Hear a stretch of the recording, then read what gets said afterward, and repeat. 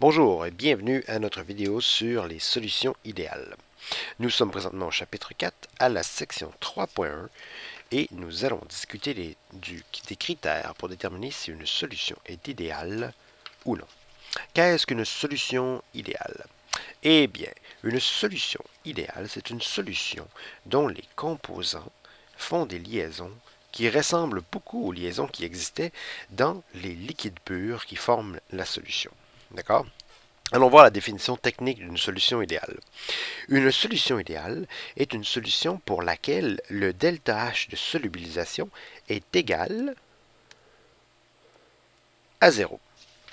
Nous savons déjà que la solubilisation de deux liquides A et B, présentés ici deux liquides purs, pour pouvoir les mélanger ensemble, il va falloir briser des liaisons intermoléculaires entre deux molécules de A et dans le liquide B entre des molécules de B.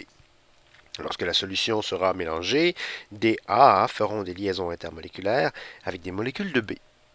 Ainsi, on va briser des liaisons et nous allons en reformer des nouvelles.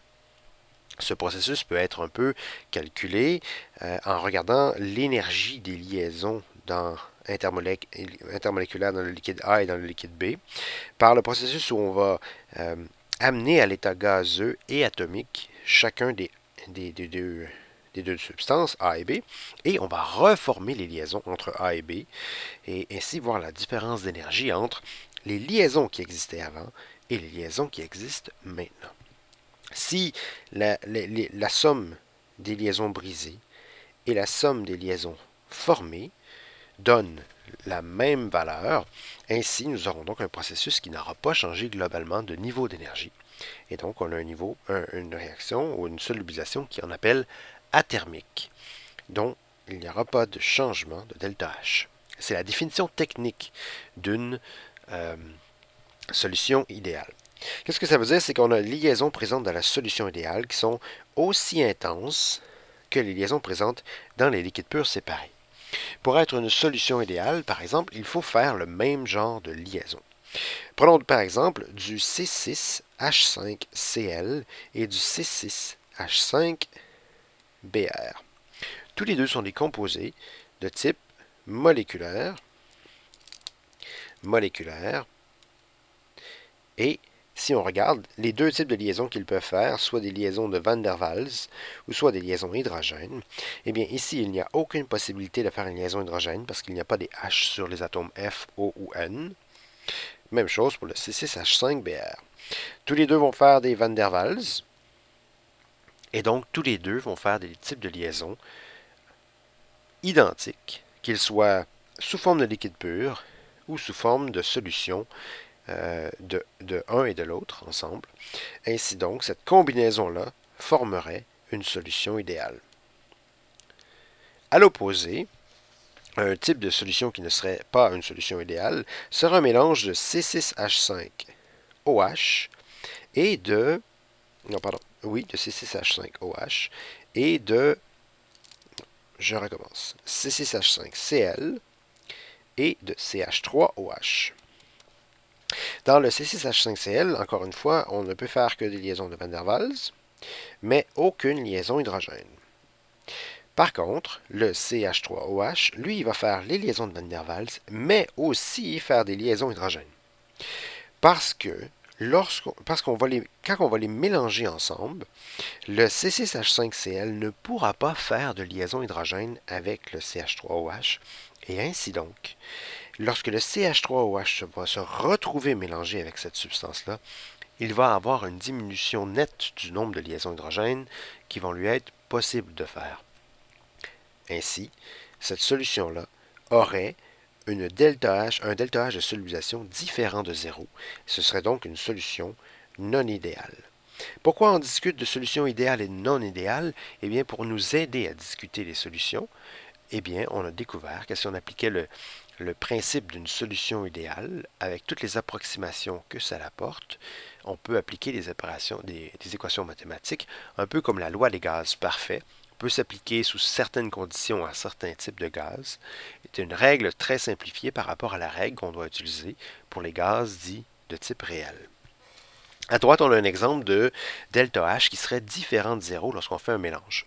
Par exemple, si on mélange un nouveau A et un nouveau B, ce n'est pas les mêmes que les autres de précédemment, on s'aperçoit que si on brise les liaisons entre les molécules de A et les molécules de B séparément, et qu'on reforme des liaisons AB intermoléculaires, les liaisons ne sont pas aussi intenses que précédemment. Et donc, le delta H de solubilisation, il est positif, c'est-à-dire qu'il est plus grand que 0. C'est une réaction ou une solubilisation qu'on dit de type endothermique. Il va y avoir une absorption de chaleur lorsqu'on va mélanger les deux choses ensemble. Les liaisons sont moins intenses dans la solution non idéale que dans les liquides purs. Les énergies de liaison intermoléculaires sont donc inférieures en valeur absolue aux énergies de liaison intermoléculaire si c'était une solution idéale. Ce qu'on s'aperçoit, c'est que si les énergies de liaison sont inférieures, vous vous souvenez qu'on avait parlé de plus l'énergie d'attraction est forte, plus les molécules ont de la misère à quitter le liquide pour s'évaporer. Eh bien, si l'énergie de liaison est faible, l'attraction va être faible et donc les molécules vont quitter plus facilement cette solution non idéale qu'une solution idéale. Ce qui veut dire que la pression totale au-dessus de la solution non idéale serait supérieure à la pression totale d'une solution idéale, à une même température. Ce qu'on va vous demander de faire comme exercice, c'est essayer d'évaluer si un mélange de deux composés va former une solution idéale ou non. Et ensuite, eh bien, on va utiliser les solutions idéales pour faire les calculs de pression de vapeur qui existent au-dessus d'un liquide. On n'utilisera pas les solutions non idéales parce qu'on ne peut pas utiliser les équations si complexes. On va plutôt utiliser l'approximation que les solutions idéales, bien, vont pouvoir créer une tension de vapeur au-dessus de ces liquides-là et utiliser la loi de Raoult et des équations simplistes pour pouvoir calculer les pressions au-dessus. Juste pour vous dire un petit truc, à la page 108, au numéro à l'exercice 4.13, lettre E.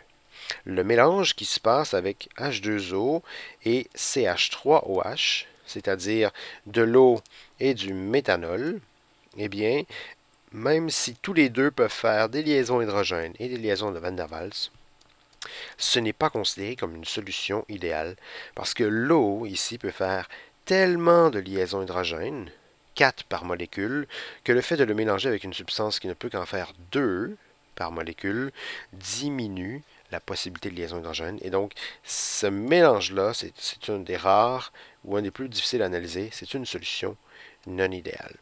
D'accord? Nous allons pratiquer ceci en classe et poursuivre la réflexion en utilisant les solutions idéales et la loi de Raoult. Bon travail.